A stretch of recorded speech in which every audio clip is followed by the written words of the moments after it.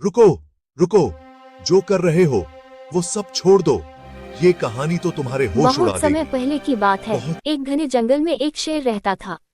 वह जंगल का राजा था और उसकी ताकत और शक्ति के सामने कोई जानवर टिक नहीं पाता था। शेर बहुत ही क्रूर था और अपने शिकार के लिए अक्सर जंगल के जानवरों को मार देता था।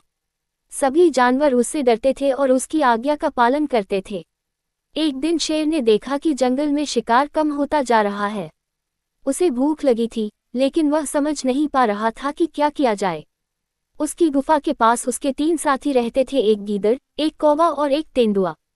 ये तीनों जानवर शेर के बहुत करीबी थे और उसके लिए शिकार ढूंढने में मदद करते थे।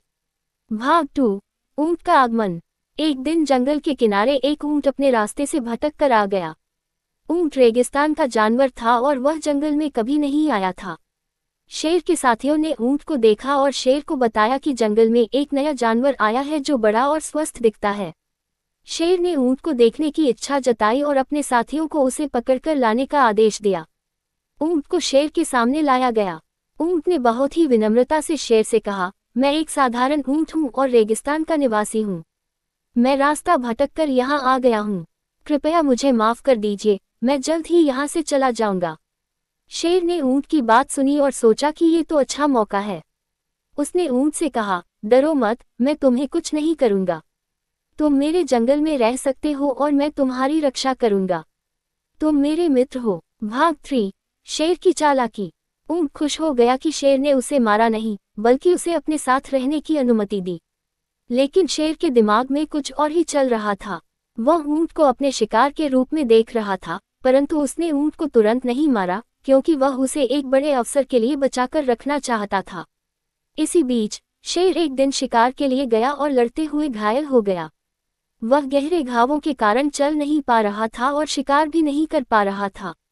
अब शेर भूखा था और उसके साथी गीदड़, कौवा और तेंदुआ भी भूख से परेशान थे। भाग 4। ऊंट को धोखा। शेर ने अपने साथियों से कहा, हमें भोजन की आवश्यकता है, लेकिन मैं शिकार करने की स्थिति में नहीं हूँ। गीदड़ ने एक चालाकी भरी योजना बनाई। उसने शेर से कहा, महाराज, आपके पास ऊंट है जो बड़ा और मजबूत है। क्यों न हम उसे ही मारकर खा लें? शेर ने कहा, नहीं, मैंने उसे अपना मित्र कहा है। मैं उसे नहीं मार सकता। गीदड़ ने चालाकी से कहा, अगर ऊंट स्वयं अपनी बलि देने के लिए तैयार हो जाए, तो आप क्या करेंगे? शेर थोड़ी देर सोच में पड़ गया और फिर उसने कहा, अगर वह खुद तैयार हो जाता है, तो मैं उसे नहीं रोकूंगा। भाग 5। ऊंट की बलि। गीदड़, कौवा और तेंदुआ अब ऊंट के पास गए और उसे बताया कि शेर बहुत भूखा है और वह मर सकता है। उन्होंने ऊंट से कहा कि वह राजा की सेवा में अपनी बलि दे दे, ताकि शेर और उसके साथी जीवित रह सके। ऊंट ने पहले तो सोचा कि यह गलत है, परंतु वह शेर के प्रति वफादारी दिखाने के लिए तैयार हो गया। ऊंट शेर के पास गया और कहा, महाराज, मैं आपकी सेवा में अपनी जान देने के लिए तैयार हूँ।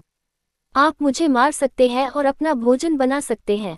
शेर ने ऊंट की बात सुनकर उसे मारने का आदेश दिया। गीदड़, कौवा और तेंदुआ तुरंत ऊंट पर टूट पड़े और उसे मार दिया। शेर और उसके साथियों ने ऊंट का मांस खाया और अपनी भूख मिटाई। भाग 6। कहानी का नैतिक पाठ। इस कहानी से ये सीखने को मिलता है कि किसी भी स्थिति में बिना सोचे समझे किसी पर विश्वास नहीं करना चाहिए। ऊंट ने बिना सोचे समझे शेर और उसके साथियों पर भरोसा किया और इसका परिणाम उसे अपनी जान देकर चुकाना पड़ा। शेर और उसके साथी चालाक और स्वार्थी थे और उन्होंने अपने मित्र को ही धोखा देकर मार दिया। इस कहानी से ये भी सीखने को मिलता है कि हमें कभी भी अपने दुश्मनों या स्वार्थी लोगों पर भरोसा नहीं करना चाहिए, चाहे वे कितने भी मित्रवत दिखें। निष्कर्ष, शेर और ऊंट की ये कहानी हमें ये समझाती है कि जीवन में चालाकी और बुद्धिमानी से काम लेना चाहिए। हमें ये सीखने को मिलता है कि कभी भी बिना सोचे समझे किसी पर भरोसा नहीं करना चाहिए और अपने हितों की रक्षा करनी चाहिए। हमारी कहानी अच्छा लगे हो तो चैनल को सब्सक्राइब करें, वीडियो को लाइक करें। अगला वीडियो में फिर मिलते हैं।